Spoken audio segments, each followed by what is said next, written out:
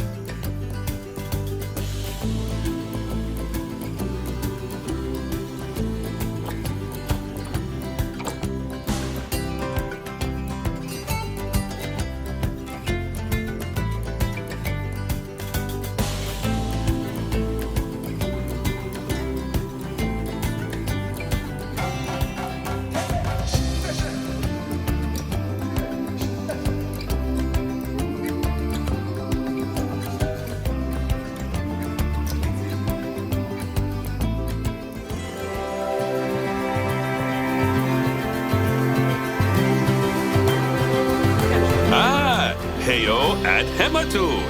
Yeah. Oh, sorry about that. I have a habit of slipping back into the Planko language. It's good to finally meet you in person. I'm Bernard, although I insist you call me Bernie. The only person who calls me Bernard is my wife. And even then, only when I've tracked elephant dung into the carpets. As you know, I own several zoos, but I always like to show people the ropes here at my home. This is the first zoo I ever opened, and a source of great pride for me. And prides, thanks to a lion breeding program we ran in the 80s. But we're in the middle of a big renovation, and that's where you come in. Sadly, our old contractor had to retire after developing a fur allergy. Poor devil kept sneezing his dentures into the lion habitat. So, it's up to you to finish everything off. Don't worry, though. I'm not completely throwing you in at the deep end. My head keeper, Nancy Jones, will be lending a helping hand. Oh, she's a hard worker, and she'll expect you to be too.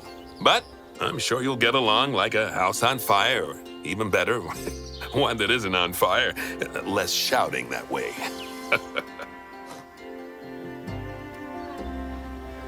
Hello there. From that rosy, fresh face of yours, I'm guessing you're Bernie's new hire. Good. Now, I hope you're ready to ditch your diploma because we're about to get really hands-on. But before we begin the real work, how about we familiarize you with the zoo by learning how to fly around it and visiting some of our beautiful animals? We'll start by popping over and having a look-see at the grizzly bears in their habitat.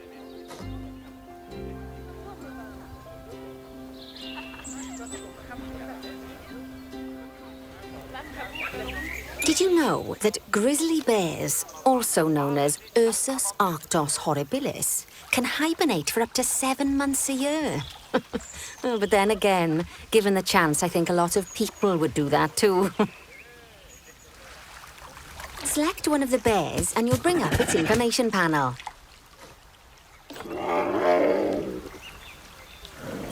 This is where you can find out all kinds of information about your animal. The most important thing being its overall welfare. You'll learn more about animal welfare today as we go through your objectives. But for now, let's enjoy this magnificent animal. Why don't you select the camera from inside its information panel?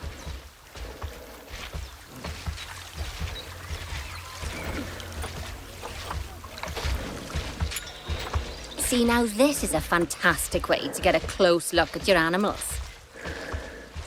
Okay, when you're ready, let's pop over to the other side of the zoo and take a look at the lions. I've marked their location for you to find.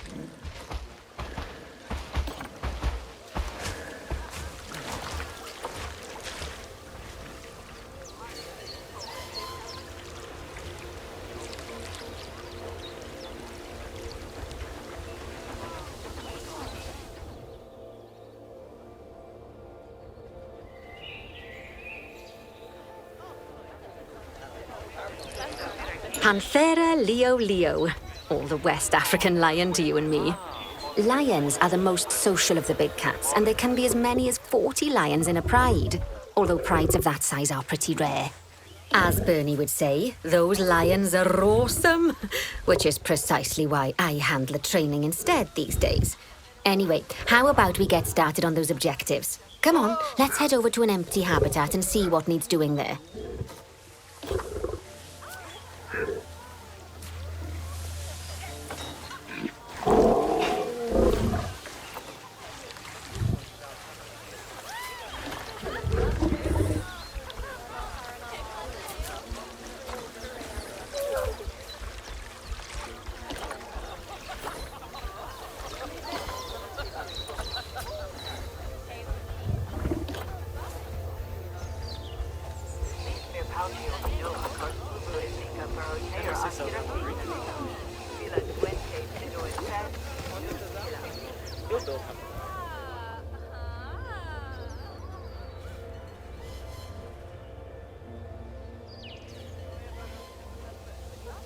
As you can see, it's a lovely space for animals, but it's missing a certain something.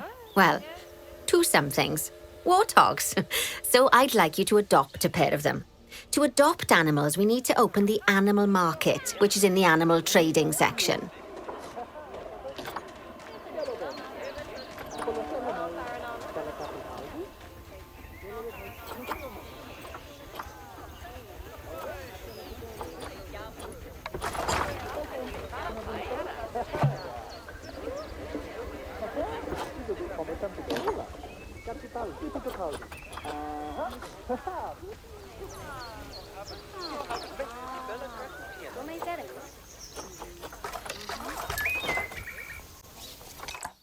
There we are. A pair of perfectly splendid warthogs for our zoo. Just select them and choose Adopt. Normally, the animal exchange would be full of animals, but I've emptied out the market while you learn how it works. The last thing I need is you accidentally ordering a dozen elephants. When you adopt an animal, it's automatically placed in the trade centre where they're held until you're ready to move them into their habitat, which, as it happens, you are. So how about you move them into their new home?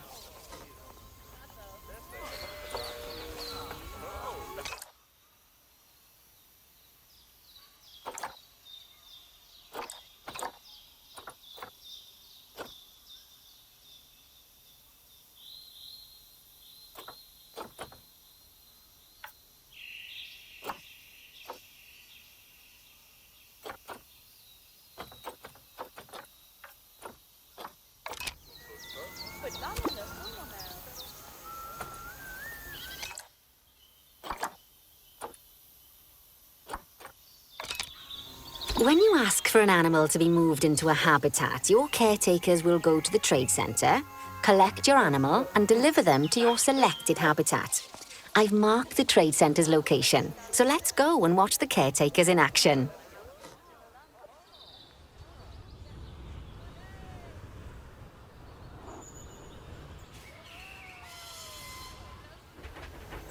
Well, as you can see, those caretakers don't hang about. They'll move those animals to their destination as fast as possible.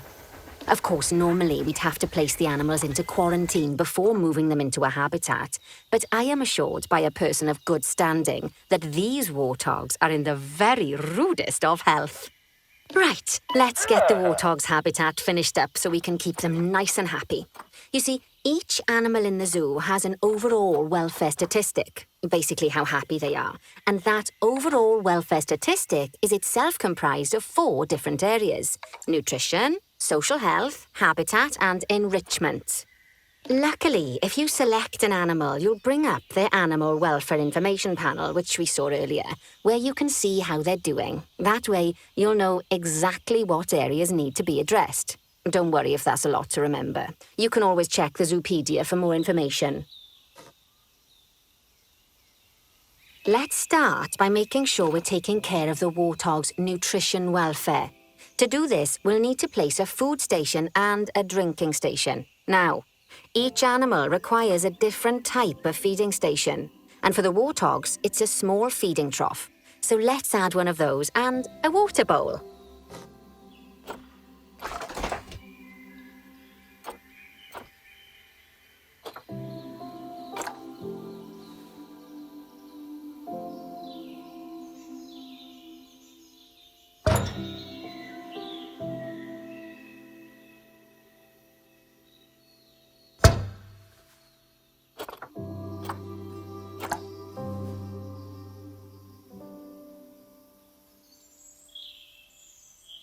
Animals also require stimulation to keep them happy. Let's add a lovely mud bath for the warthogs to roll around in. That bath will count towards their enrichment welfare, specifically their toy enrichment welfare.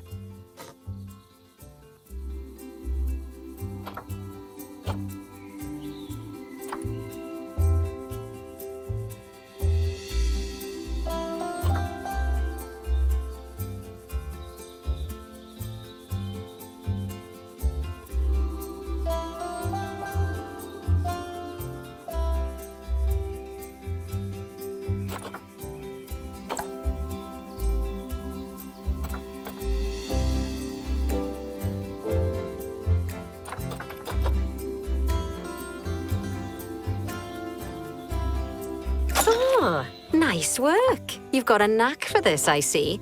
Now, our contractor had to leave in a hurry, so this place is in a pharaoh's state. Unfinished thingamajigs and whatsits all over the shop. But the first thing we need to finish is the ostrich habitat. It's over near the hippos.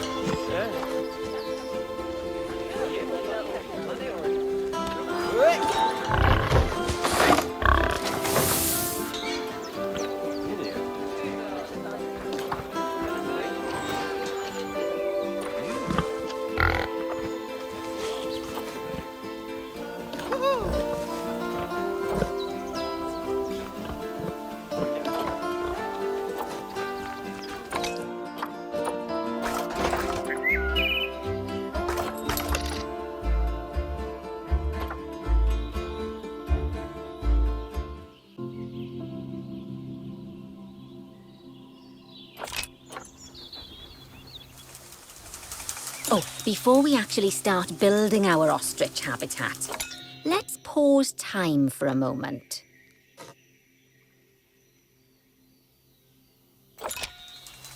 Ah, that's more like it. A quick break. Sometimes it's a good idea to pause the game whilst you're doing something which requires your concentration, because it'll stop the zoo spinning out of control while you're looking the other way. Let's keep the game paused while we get this ostrich habitat built. Okay. Job number 1 here is to add a habitat gate before we complete the barrier. Every habitat needs a habitat gate. After all, how else would the keepers get in and out? Just make sure it's hooked up to the path so the keepers can reach it.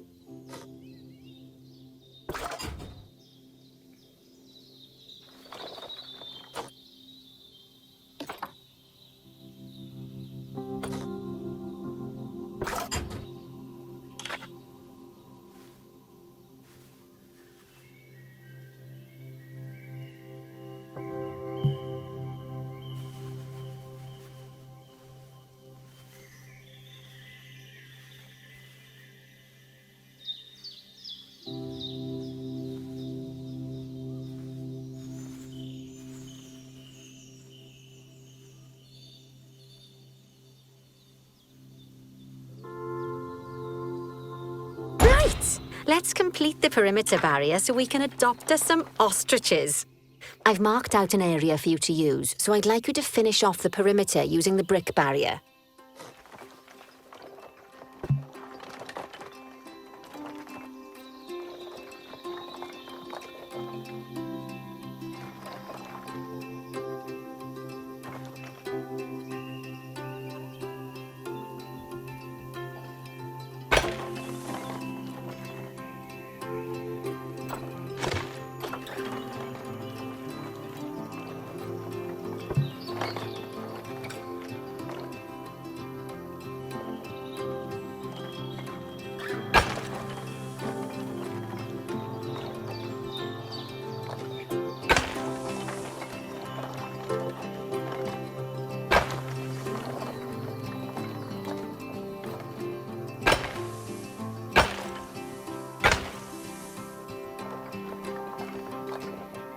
Good work. Remember, before you can place animals in any habitat, it has to have a full loop of connected barrier. Now, you've probably noticed that guests can't actually see into this habitat at the moment. At least not without a stepladder. But seeing as they're banned, I'd like you to select a piece of barrier and swap out the brick for a glass barrier so the guests can see in.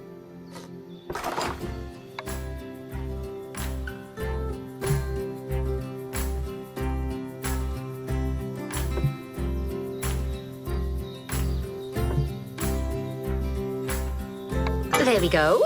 Adding in more windows gives guests even more opportunities to see the animals in a habitat. It's always best to make sure the guests can get a good view into a habitat from the path they're walking on, because it makes them happy, and because this would be a pretty terrible zoo if they couldn't. The last thing we need to do is to add a donation box. You see, when guests enjoy the view of an animal, they'll make a donation. Just make sure you put them in easy-to-reach places, like near a viewing point. Donation boxes are one of the main sources of income for the zoo, so make sure you remember them. Oh, by the way, as well as pausing time, you can also speed it up.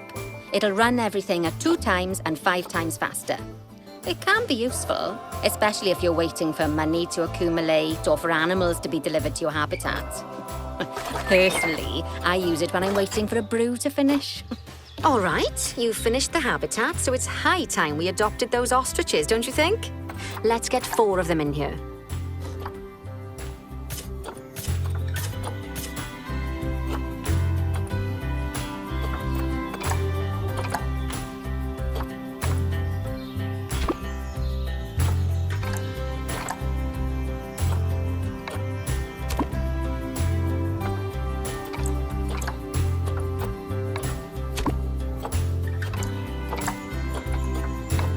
While we wait for them to be collected by the caretakers and brought to the habitat, you should get it ready for them. Add a suitable feeding station, water station, and an appropriate food enrichment item. It's often best to place things like enrichments and feeding stations near to the habitat perimeter so guests can get a really good view of the animals.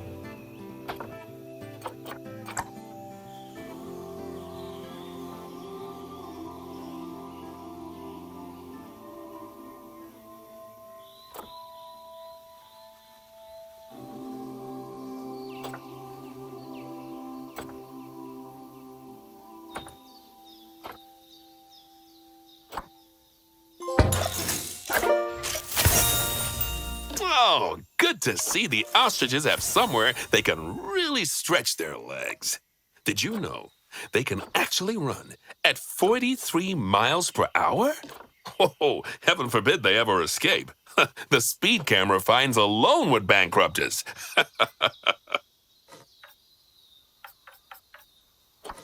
Well, Bernie certainly seems impressed. Did he do his speed camera joke? Every time we get an ostrich. So, now we've made the ostriches' lives a bit better, let's do the same for the keepers, shall we? To make it easier for the keepers to feed the ostriches and hippos, we should build a new keeper hut. Keeper huts are where the keepers prepare the food for animals, so they should be placed near to the habitats to make sure the keepers don't waste their time walking when they should be looking after the animals.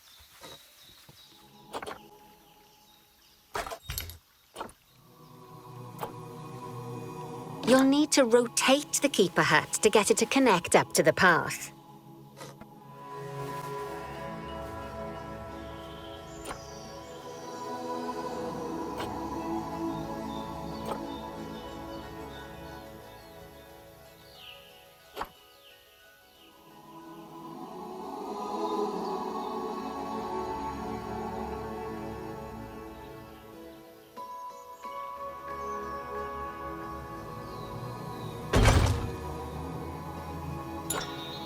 This keeper hut only has space for one keeper, but the larger keeper hut can allow multiple keepers to prepare food at the same time. Oh, but bear in mind that keeper huts and other staff facilities shouldn't be placed near to areas where there are lots of guests. Guests don't like seeing facility buildings, and it can affect their happiness. Negatively. In case that wasn't clear. Something that all facilities, shops, and a whole host of other objects need is power. And that obviously includes your newly built keeper hut. So let's place a transformer next to it, shall we?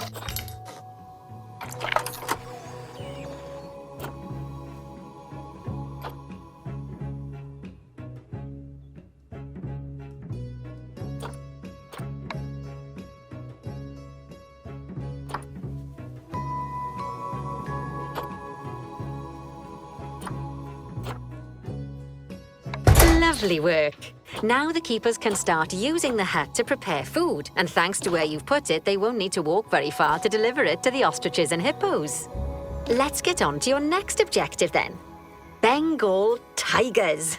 We want to adopt some, but I'm afraid there's nothing ready for them yet. Head on over to the plot of land I've marked out. It's not too far away.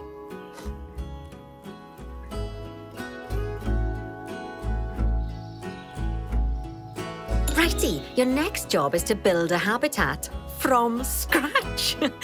And concrete and glass, I expect. So go ahead and build it. Just make sure that the habitat includes that big hole we've dug. Oh, and don't forget to add a habitat gate to the barrier. Oh, and make sure the guests will be able to see the tigers.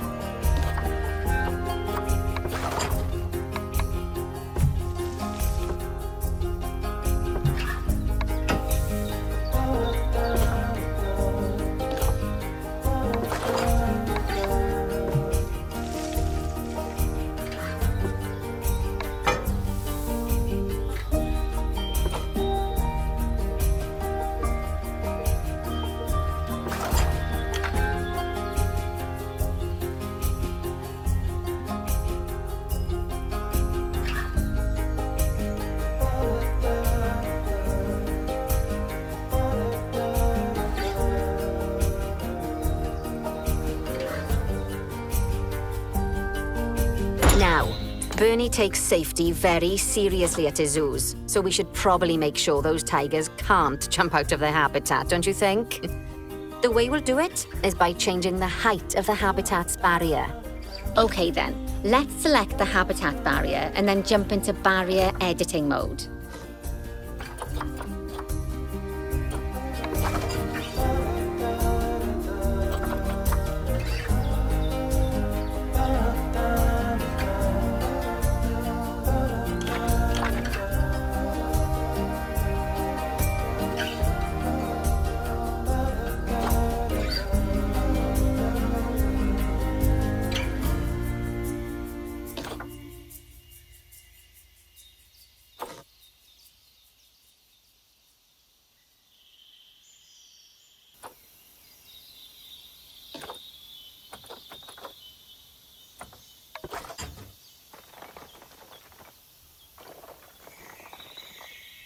Great! Now highlight the entire perimeter of the habitat. You can do that by selecting fence segments one by one, or select one and hold to use the multi-select mode.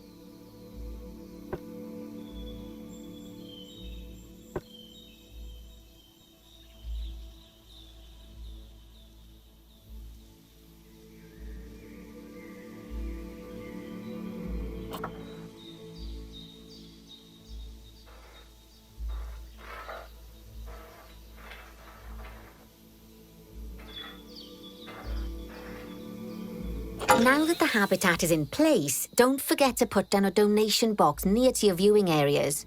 We need every dollar we can get. Especially as these tigers aren't exactly eating instant noodles for lunch.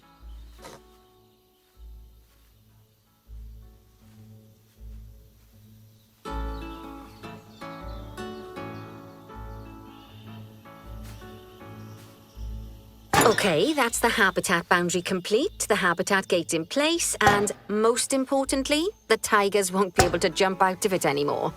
I think it's time we adopted those tigers.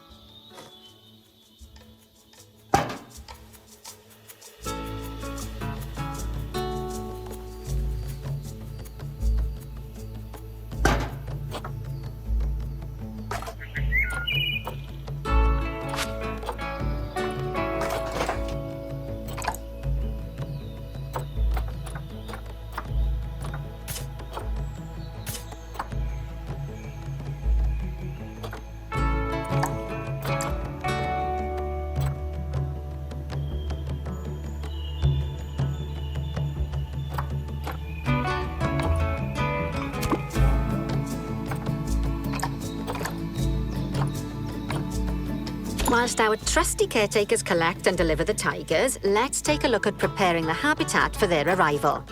We'll start with the basics. Add a suitable feeding station for them.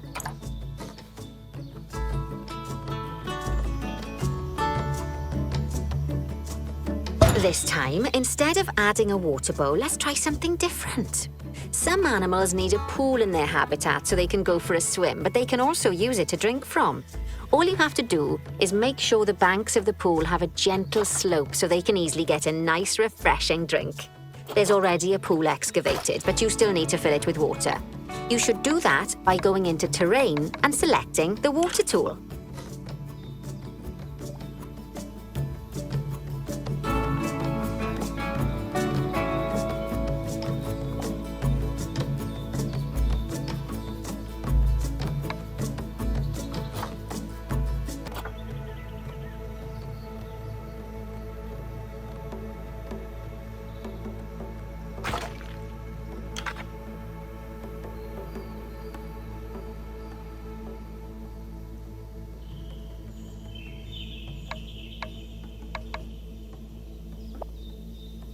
Yes, that'll do nicely. Of course, just like the warthogs and ostriches, these tigers will also need some enrichment. Why don't you add some suitable toy and food enrichment items into their habitat?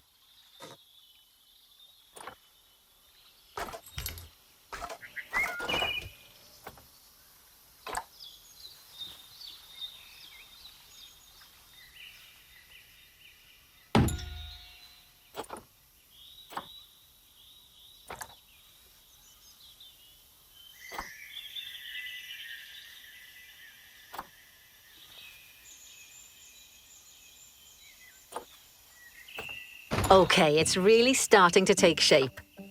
Now, the tigers will need a shelter in their habitat so they can hide from the guests, or more likely, the bad weather. Although, given that we're in England, you might want to think of that just as normal weather. Go on, add a shelter to their habitat. You can either build one from various suitable bits and bobs, or if you like, just pop down the blueprint that I've already built for you.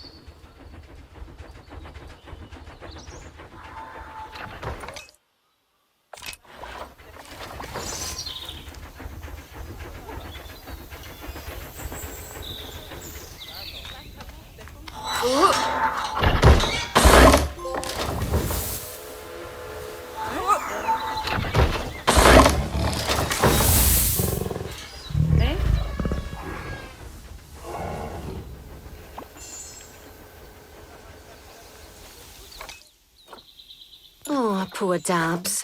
I'm sure it can't have escaped your attention that the tigers look a bit miffed. That's because they aren't too keen on the type of terrain in their habitat. Select a tiger and bring up its information panel. Rightio. Head over to the Terrain tab. That way you can view the terrain information and see how they feel about different types of terrain. That'll tell you what the tigers need more of or less of in this habitat. OK then, open the Terrain Editing tool, select Painting, and give them some more soil. Yes, that should help with the habitat part of their welfare.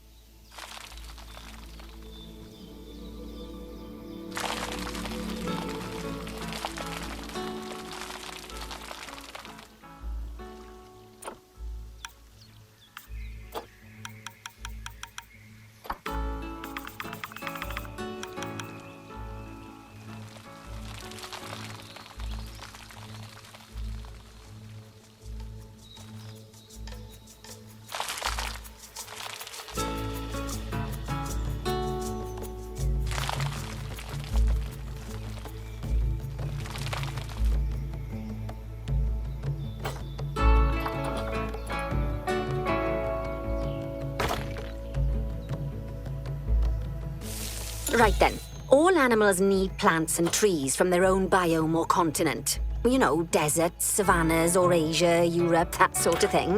It looks like these tigers need a few more plants in their habitat. To get a perfect fit, use plants from the rainforest and temperate biomes that are native to Asia.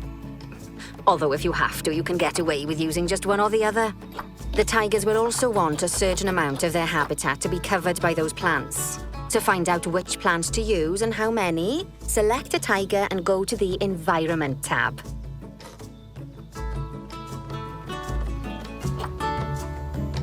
Now, as you can see, some of the plants currently in the habitat aren't quite right for the tiger, like the wattle bushes. You can remove them if you want. You can find all of the plants you need in the nature section, and you can use the filters to only show the types of plants you want to see. In this case, that's plants from the rainforest or temperate biomes.